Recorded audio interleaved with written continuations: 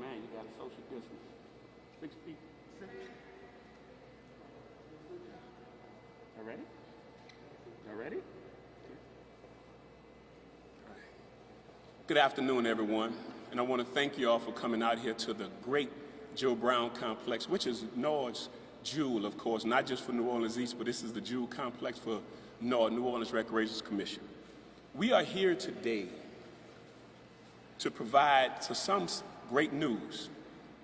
The City of New Orleans Recreation Commission, charter school networks, private schools, Catholic schools, all came together to form a task force, a Let's Play task force. This task force met twice last week. I want to say a special thanks to Dr. Avegno, also Dr. Greg Stewart from Tulane Sports and Medicine, who worked diligently and tirelessly to ensure that COVID guidelines and guidance that the City of New Orleans wanted to see in the state's LHSAA's guidelines was incorporated. But before I go into more details on that, I want to bring to the mic Dr. Avegno. Need to get my hand sanitizer.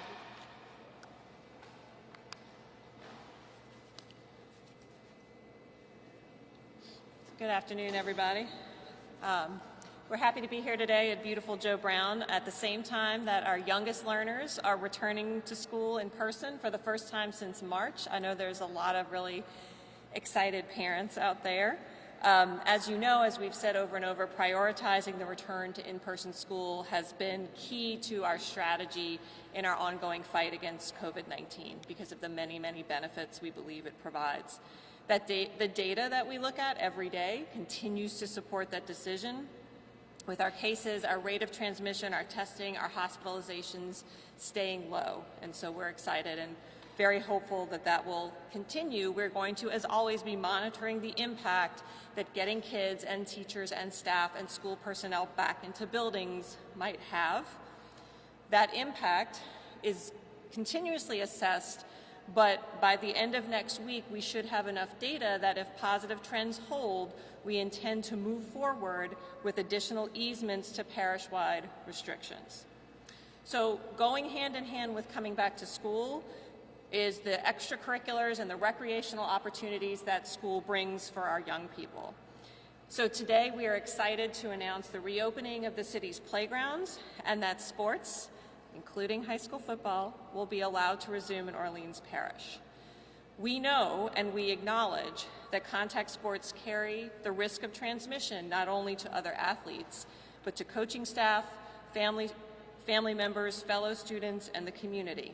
And so because we acknowledge that, we undertook an extensive health and safety review to ascertain how we could mitigate these risks, understanding the important social and emotional benefits that athletics provide. We really wanted to do our due diligence and make sure we could make this safe for everyone. We've gotten input and worked alongside national public health experts. We have worked with the medical experts at the state and those with the LHSAA, and we've created, as you see some of them here, a task force of local high school leaders, coaches, and facilities to develop a comprehensive set of protocols to reduce risk. So the statewide guidance, with input from the health department and our task force, has been released by LHSAA. And these regulations that are now statewide, not just applicable to New Orleans, includes student and coach screening protocols and restrictions on play, strict regulations for on-field activity, including masking, distancing, limiting personnel, benches, locker rooms, team transportation, and pretty much every other detail you can think of, strict sanitizing and hygiene practices, isolation and quarantine protocols for athletes and their contacts that mirror the CDC guidelines. This was very important to us to be able to keep our athletes and their families safe. There is an athlete code of conduct to help limit high-risk behavior off the field and access to testing. It is our hope that these restrictions help prevent the spread of COVID-19 among our student athletes and, most importantly, the staff that care for them and the family members they go home to. In alignment with our restrictions on other timed seated events in Orleans Parish and coming from national best practices and guidelines, spectators will be limited. Stadiums will be allowed to hold 25% of permitted occupancy or 250 individuals, whichever is fewer. Our indoor gymnasiums, for things like volleyball that are happening now, will also be limited to 25% of permitted occupancy or 100 individuals, whichever is fewer, because we know that outdoor is generally less risky than an indoor gymnasium. In all contexts, everyone must wear masks and socially distance. And per the governor's emergency order, alcohol sales at sporting events will not be allowed. I have to reiterate that uncontrolled crowds, as we know, pose a significant risk of super spreading. So if you do go to a sporting event to spectate, please stick to the guidelines, please wear a mask, please stay within your household unit, and just enjoy watching our young athletes on the field. So all of these activities, whether it's football, whether it's other sports, playgrounds, recreational activities, provide physical and mental health benefits to our young people. This is why we've worked really, really closely to get to a safe place that we think we are today and to mitigate the risk of spread. We'll be releasing our updated guidelines on our website, where the guidelines always go, so you guys will be able to see that. If they're not there already, they should be there sometime this afternoon.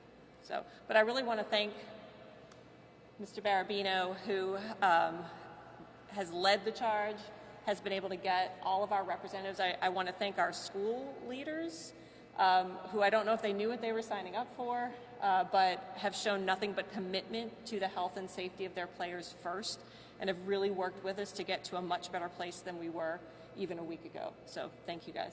Larry?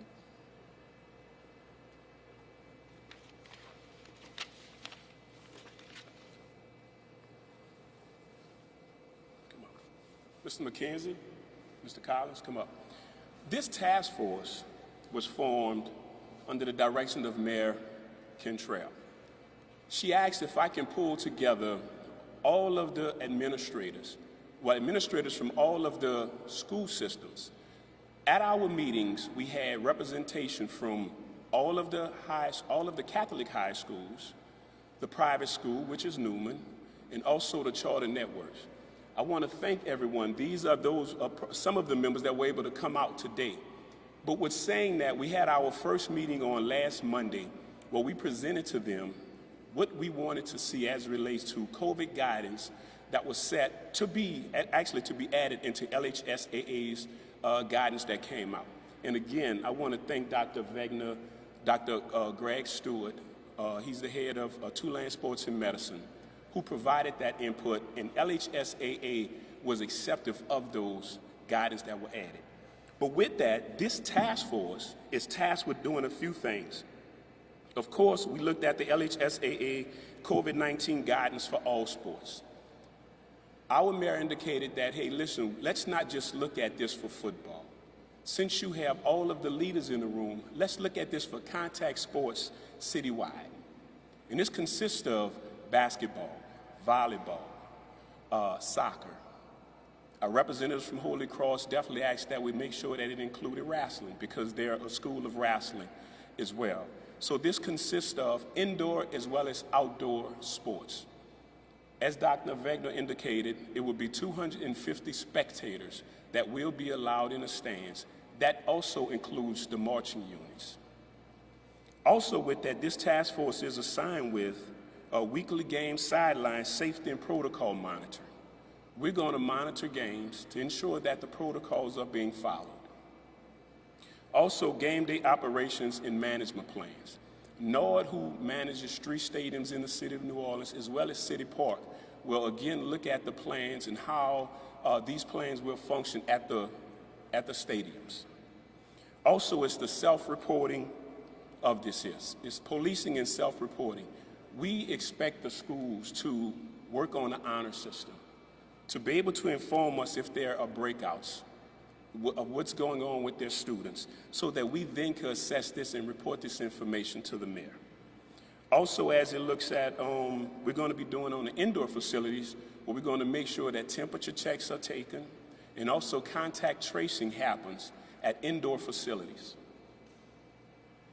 This task force also consists of the administrative levels from the different school systems. We didn't include coaches, we didn't include athletic directors because we wanted persons from high levels to be a part of this task force to ensure that everything went down. So and that's why, again, I say thank you to these leaders that were able to come out.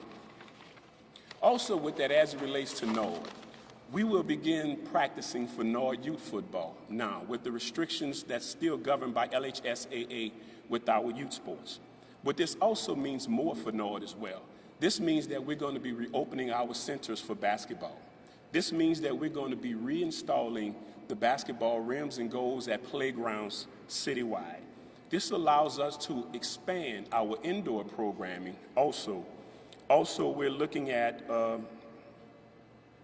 beginning contact sports practice as well. So but everything will again be monitored in NORD facilities, as well as these schools are asked to monitor this as well in their facilities. So as we continue to move forward and reopen facilities, we ask our parents to play their part, to make sure that social distancing is happening, that if you're taking your kids to the playgrounds, that you're bringing hand sanitizer with you.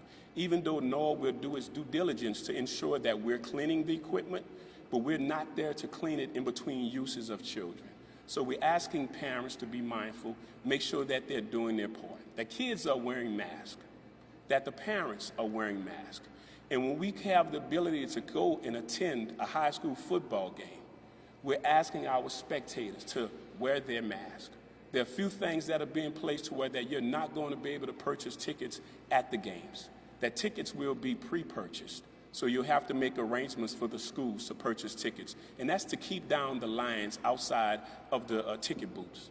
You know, there are certain measures that we're doing to ensure that not only our players are safe, but our spectators are safe. So with saying that, I want to thank you all for coming out, and I'll open up for any questions. So high schools can start practicing today, full contact, and they'll start playing games for the rest of the state. Yes. Correct? Yes. You were thinking behind getting principals on the task force and not athletic directors. Do you get a sort of a different opinion from a principal than you might from an athletic director or a coach? The reason I reached out to the principals and administrators is because they're responsible for the entire school. They're not just responsible for the athletes. And as the mayor eloquently said is, her concern is not just the 25, 50, or 75 that's on the field. It's the 2,000, 3,000 that's at the school. It's the kid that's on the chess team or the debate team who comes in contact with those athletes. So the goal was to ensure that every student have the ability to be safe while at school. And the 250 is the same whether it's Tad, Gormley, or a smaller stadium, correct? Yes, for now, yes. It was mentioned the athletes were off the field. What are the rules when we say code of conduct off the field? It's actually spelled out in the LHSAA guidance, which is great.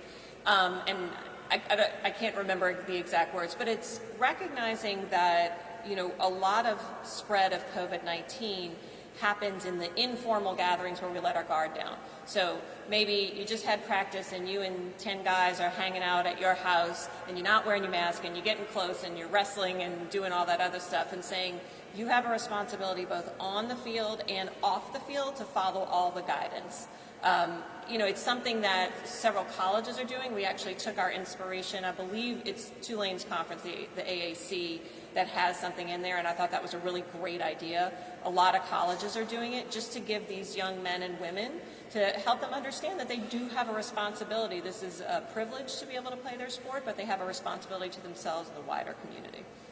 Have the schools already started making preps to begin their full contact practices, and when could we earliest see an in-person football game this season? Sure. Well, yes, the schools there definitely, and that's why listen, once the administrators were given the green light, trust me, everyone picked up their phone and started texting. When we announced on Friday that, hey, listen, this is where we'll be at on Monday, all of the administrators were excited, started texting their coaches. So I'm sure if you go out, whether Canal Street by Warren Easton, whether you go out on St. Bernard Avenue by St. Augustine, you will see these teams practicing out at their schools, whether it's at Lusher, of course, on their own field as well. You will see them practicing them today, if the weather permits, I'm assuming. But yes, they're set for games. They're set also to start hosting scrimmages and practice games as well. Is it 250 altogether or on each side? It's 250 altogether, but that excludes the players on the field. But it's 250 altogether. Won't that make it hard for high schools to pay their expenses for football games? How difficult is it? Well, I'm going to be honest with you, and some of these administrators can attest. We've had some of the administrators that said, hey, if you allow us to just play, we don't have to have spectators and fans. We just wanted to see these kids have the opportunity to play ball. So, you know, they're definitely adjusting. They know. Listen, they knew on Friday what the numbers would be. They're excited just to be able to play the sport. How will you pay the bills? How would they pay the bills? That's a school's question, but... Maybe not say that. So this is the same limit that we have for Tulane and the Saints, right? And it's also, I mean, if you look at major league sports everywhere, most stadiums have 0 spectators or very little. And it's consistent with our limits on other time-seated events. So, you know, again, yes, is it a financial hardship? Absolutely. We understand that. But for right now, 250 is a lot of people. And we want to evaluate if it works, and if our numbers continue to stay low, of course we're going to take a look at it and see if it can be increased. We recognize that it's financial, but as Larry said, you know, the primary goal was allowing kids to be able to play for all the benefits that they get, for the public health benefits there, and then we're going to do our best to safely advance as much as we can. Dr. Avegno, if you don't mind, in green-lighting this, how much of it is sort of the mental health, you know, positive that the kids get and the coaches and the parents? Like, how much do you have to weigh the mental health benefit with, you know, taking on a little bit of risk in a contact sport? How does that work for you? Yeah, and this came through over and over again. You know, I had discussions with folks at Hopkins, folks from the Big Ten, folks from other conferences, and that came through over and over again, is that the mental health benefits, not just the pure, I'm exercising and my mental health is better, but the ability to do something that feels normal, the ability for families to have some semblance of normal life. I mean, look, I really enjoyed watching football all weekend. You know, I didn't care if there were spectators and the fans. I enjoyed being able to do that because it felt normal. You know, that being said, there is a risk, right? Everything is sort of a risk-benefit, and so right now we felt like this was the benefit to the community in so many. I mean, you have so many different schools up here, every school across the city. You know, given where we are now, the physical and mental health benefits outweigh the risks. Was this sort of unanimous among the task force that it was a good idea to move forward? Would you say that? Yes, they're shaking their heads, yes. But with that, one thing that we thought about, because New Orleans is so unique as it relates to our music, and we know that the band is part of that 250. So, but what we've done is we've allowed the schools to have the option to where that once the teams clear the field at halftime, the bands can come in through a separate entrance, perform a halftime show, and then march back out, exit out of the facility without that being included into the 250-person count. Other questions? Followed by DSU. With that said, who will be allowed actually on the field? Of course, players and coaches, but who else will be allowed on the field? That's a great question. As it's spelled out in LHSAA's guidelines, it's the players, the coaches, the trainers. Also with that, you have to have an administrator on the field. But with that, the cheerleaders can be on the field, but they have to be 6 feet away, practicing social distance from the football team. So yes. That's right. They've also expanded the sidelines because at first the coaches and team can only go from the 20 to the 20. Now they can go from the 15 to the 15. Yes. Larry, you spoke a little bit about the cost aspect. For schools, will the rent be lowered now that they can't have their full capacity when they're renting the stadiums, or is it going to be And that answer is actually no. And the reason it's no is because now NORD has more responsibility as it relates to cleaning the facilities, of ensuring that the restrooms are clean.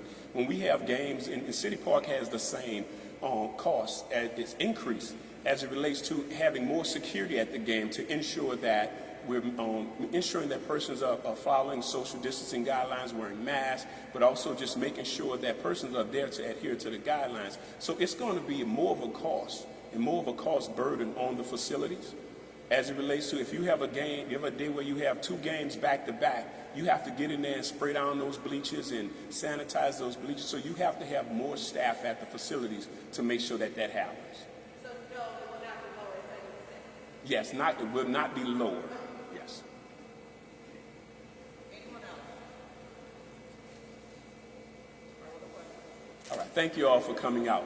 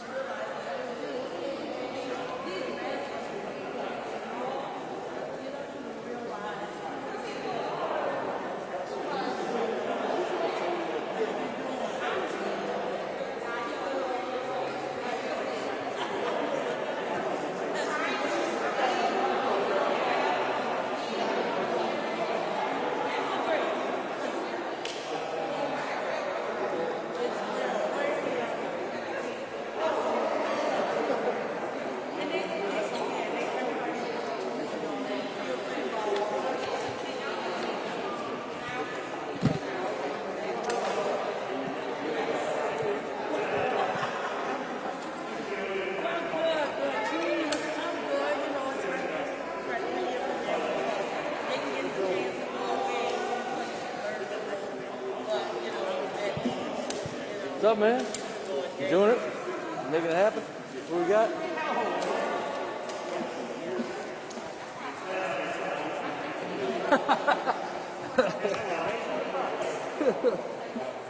I know. All right, we getting in? Yeah, well, everybody, the 2 guys on one.